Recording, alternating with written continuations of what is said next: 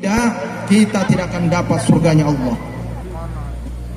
Dikala ada dua pintu, manfaatkan Bapak Ibu Saudara sekalian, terutama anak-anakku semuanya, manfaatkan dua pintu surga ini. Apa surga itu? Surga itu adalah tempat seluruh ketenangan dan kesenangan. Kalau kita ingin tenang dan senang, datang ke surga, tinggal minta di dalam surga. Kalau ibu nanti sampai ke surga, apa yang ibu minta, anak-anakku datang ke surga, apa yang diminta di surga pasti dikasih oleh Allah. Tetapi Allah sediakan dua pintu surga. Kalau kita datang kepadanya, niscaya Allah akan kabulkan kehidupan apa yang kita ingin capai, kesuksesan, kehebatan, itu ada di sana. Tapi kalau ini kita tidak hiraukan, tidak ada kesuksesan, tidak ada kehebatan, tidak ada keberhasilan tanpa ketaatan kepada kedua orang tuanya, terutama ibunya.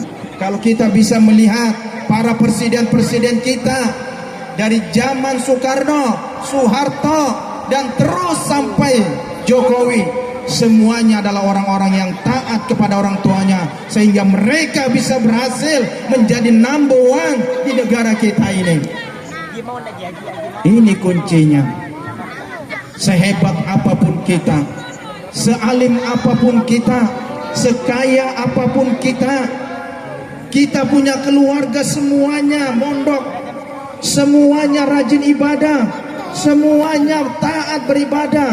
Tapi dikala kita tidak taat kepada orang tua kita, tidak hormat kepada orang tua kita, terutama ibu kita, maka seluruh ini, ibadah kita, kehebatan kita, anak-anak kita, tidak ada nilainya di sisi Allah Subhanahu wa Ta'ala. Bapak-bapak, ibu saudara sekalian, jadi sosok ibu yang melahirkan Rasulullah, kita patut untuk mencontoh, untuk menghormati. Makanya Rasulullah tidak ada penghormatan yang lebih banyak kecuali penghormatan terhadap seorang ibu. Kita akan berhasil, kita akan hebat. Datanglah kepada seorang ibu, mintalah 3 permintaan, niscaya Allah akan jadikan kita orang sukses, menjadikan kita orang berhasil. 3 permintaan, bukan minta duit, duit itu kecil.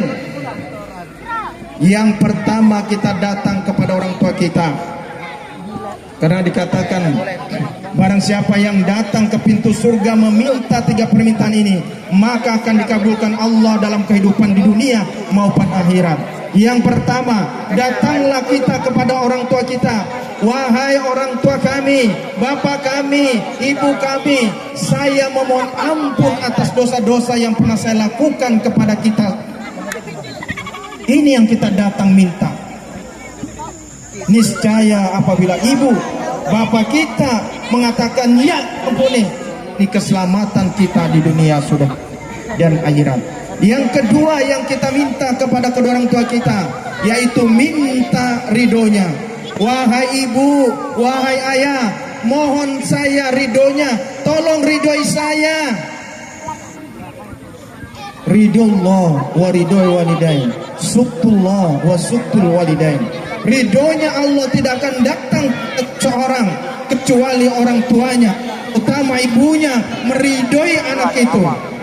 Tapi ingat kata Allah, suktul walidain, suktullah wa suktul walidain. Murka Allah akan datang kepada seorang anak apabila orang tuanya murka terhadapnya. Apabila murka itu datang, tidak ada keberhasilan dalam hidup, baik di dunia maupun di akhirat. Bapak ibu saudara sekalian yang berbahagia, jadi sosok seorang ibu hari ini perlu kita ingat di setiap perayaan. Kadang yang berperan penting, kadang terlupakan di dalam hidup kita. Karena Rasulullah mengingatkan kepada kita semuanya, bahwasanya ketaatan seorang anak kepada orang tuanya, niscaya anak-anaknya pun akan taat kepadanya.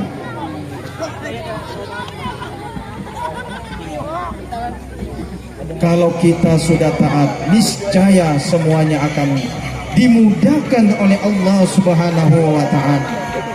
Ada satu cerita motivasi untuk menutup pertemuan kita ini. Ada seorang anak yang sekolah. Ini cerita nyata yang dikutip dari cerita inspirasi yang luar biasa. Ada seorang anak bersekolah di sebuah sekolah SMA. Setiap ada pertemuan antara guru dengan orang tua, dia tidak pernah menyampaikan undangan orang tuanya kepada orang tuanya. Alasannya kenapa? Anak itu malu karena ibunya adalah orang yang cacat, matanya buta sebelah mata ibunya. Jadi setiap ada undangan dia tidak mau memberikan undangan kepada orang tuanya karena dia malu. Satu ketika undangan itu tidak diberikan anaknya, tetapi seorang guru langsung mengantar kepada ibunya. Tiba-tiba dengan keikhlasan dan keridhaan ibunya hadir dalam undangan guru itu. Sesampainya di sekolah, seorang anak itu melihat ibunya hadir di sekolah. Lantas dihampirinya ibunya. Wahai ibu, engkau ingin mempermalukan akukah dengan teman-temanku? Kenapa engkau hadir? Engkau telah mempermalukan aku. Engkau cacat. Kenapa engkau hadir? Saya malu, ibu.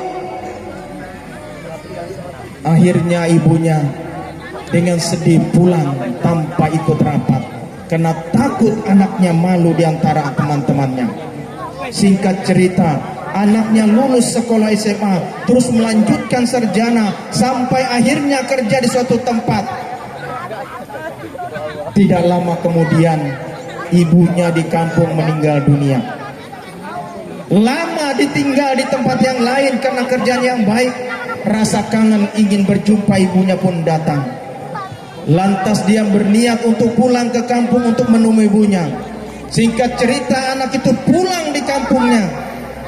Ternyata rumah yang mereka tempati kemarin ternyata sudah tidak ada orang lagi yang menghuni. Lantas anak itu bertanya kepada tetangganya, wahai bapak, kemana orang yang di dalam rumah ini? Kemana ibu saya? Apa kata tetangganya? Wahai anak, beberapa tahun kau tinggalkan kampungmu, ibumu jatuh sakit dan akhirnya meninggal. Lantas dia titipkan satu surat, katanya dikala nanti anakku datang, berilah surat ini kepada anakku. Inilah satu-satunya yang ingin kusampaikan kepada anakku. Lantas surat itu disampaikanlah kepadanya. Anaknya membaca surat itu. Ibunya berkata, wahai anakku yang tercinta, maafkanlah ibumu ini yang cacat ini apabila selama memelihara anakku sering membuat engkau malu terhadap teman-temanmu. Maafkan ibu ini apabila ibu belum bisa memenuhi seluruh hajatmu. Tapi satu yang perlu engkau tahu, wahai anakku, satu yang perlu engkau tahu, wahai anakku, ketika engkau masih kecil, engkau pernah jatuh dan matamu terbentur sehingga sebelah matamu itu rusak. Akhirnya saya ambil mata saya kasih engkau agar engkau bisa melihat dunia dengan terang. Maka seorang anak tadi berkata, alangkah penyesalannya dirinya setelah mengetahui bahwa mata yang cacat dari ibunya adalah mata yang disedekahkan kepada anaknya agar anaknya bisa melihat dunia ini dengan jelas. Barulah anaknya menyesal. Nah, inilah untuk kita semua sebagai motivasi, sebagai inspirasi kita. Jaga hubungan kita dengan orang tua kita, hormati orang tua kita. Kalau kita ingin berhasil, biar kita di pondok, biar kita di mana saja, dikala kita tidak hormat kepada orang tua kita, terutama ibu kita, tidak ada keberhasilan di dunia dan juga tidak ada keberkahan di akhirat. Mungkin itu yang saya dapat sampaikan. Mudah-mudahan ini menjadi pelajaran besar bagi kita semua dalam rangka Maulid Nabi Muhammad SAW. Figur seorang ibu yang hebat akan melahirkan anak-anak yang hebat. Mungkin kita tidak percaya satu orang ibu bisa memelihara 10 orang anak, tapi belum tentu 10 anak mampu memelihara satu orang ibu dikala dia sudah uzur di dunia ini.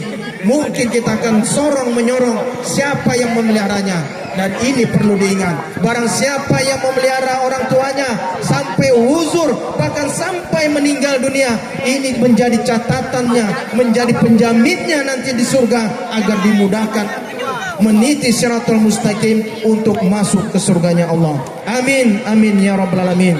Ini yang saya dapat sampaikan, kurang lebihnya mohon maaf. Terima kasih atas segala perhatiannya, dan saya akhiri, wallahu muwaffiq ila aqwamit thoriq, al jihadu fi sabilillah. Wassalamualaikum warahmatullahi wabarakatuh.